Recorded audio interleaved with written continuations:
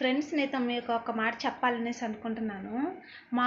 మా relatives 2 days back అయితే చనిపోయారనమాట heart attack వచ్చి.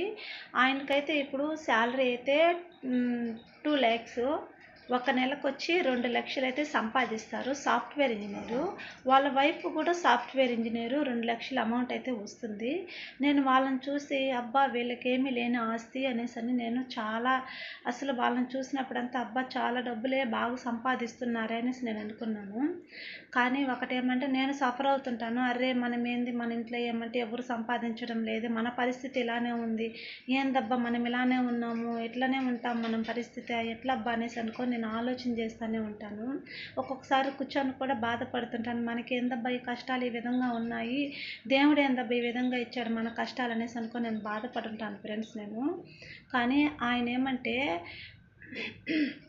మా మామయ్యని అడుగుతుంటానన్నమాట. చూడు మామయ్య మన రిలేటివ్స్‌లోని ఎంతమంది జాబ్ చేస్తున్నారు చూడు మామయ్య అనేసినంటే, మా మామయ్య అన్నారు ఆ మాటకి, వాళ్ళకి లేని బాధలు చిన్న బాధలు కాదు, వాళ్ళకి లేని అప్పు అంతా ఇంత లేదమ్మా అప్పు అనేసిననేది.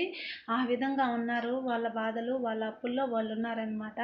మనం అనుకోవచ్చు వాళ్ళకి బాగా సంపాదిస్తున్నారులే వాళ్ళకేమనేసి అనుకోవచ్చు. వాళ్ళ సంపాదన తగ్గట్టుగా ఖర్చు కూడా వాళ్ళకుంటుంది ఫ్రెండ్స్. ఒకటి చెప్తున్నాను నేను. అందుకే చెప్తున్నాను, మనకు ఉన్నంతలోనే సంతోషంగా హ్యాపీగా బ్రతికేదే నిజమైన జీవితము. అట్లయితేనే మనము హ్యాపీగా ఉండగలుగుతాము. వాళ్ళకి ఉండాదే మనకు లేదనేసి అనుకొని మనం అసంతృప్తితో బ్రతకాలనేసి అంటే మాత్రము అసలు ఆ బ్రతుకు బ్రతకాల్సిన అవసరమే లేదు ఫ్రెండ్స్. మీకు ఇప్పుడు నేను చెప్తున్నాను, ఏదైనా సరే మనకు ఉన్నంతలోనే మనం సంతోషంగా బ్రతకడమే నిజమైన బ్రతుకు. అది నాకు తెలిసినంత వరకు అదే మనకి చాలా సంతోషంగా ఉంటుందన్నమాట, తృప్తిగా కూడా ఉంటుంది. అతనికైతే చాలా హార్ట్ అటాక్, ప్రెషరు, ఆ జాబ్ వల్ల చాలా ఒత్తిడికి లోనయ్యాడనమాట.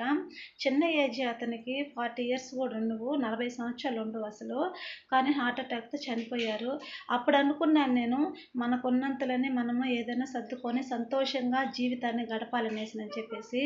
లేని దాని గురించి మనం తాపత్రయం పడకూడదు ఫ్రెండ్స్. ఏమంటారు?